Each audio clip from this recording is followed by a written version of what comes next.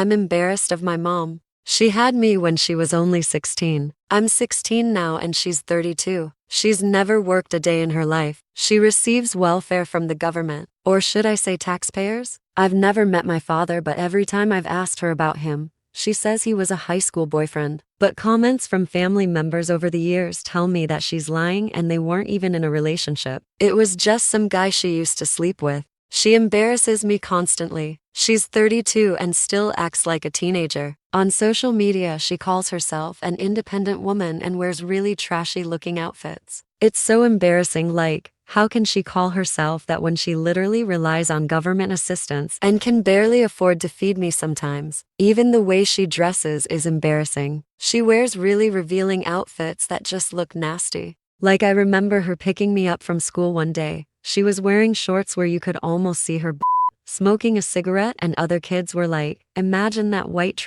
being your mom," and everyone started laughing. I almost cried. I mean, that's my mom. It hurt that they said that, but were they wrong? She goes out drinking every weekend and has been doing that for as long as I can remember. She's always been dropping me off at my nana's house so she can go party. And she's always bringing random dudes home she calls her friend. I'm not that stupid. It's pretty obvious she's been sleeping with them. I find it gross that she's sleeping with different men all the time. Call me old school or whatever. I don't care. I just wish I had a normal mom that was mature and acted her age. Why couldn't she have had me with a man she was actually in a relationship with? Why couldn't I have been born into a normal family? Why can't she grow the up? I'm so jealous of everyone that complains about having strict parents. I wish I had parents like that. They actually cared and weren't so selfish and childish. I just want to vent this off my chest. Here are the top comments. Have you been able to talk to your grandparents about this? You're not going to be able to change your mother. You need to focus on helping yourself move forward and either separating yourself from the situation and or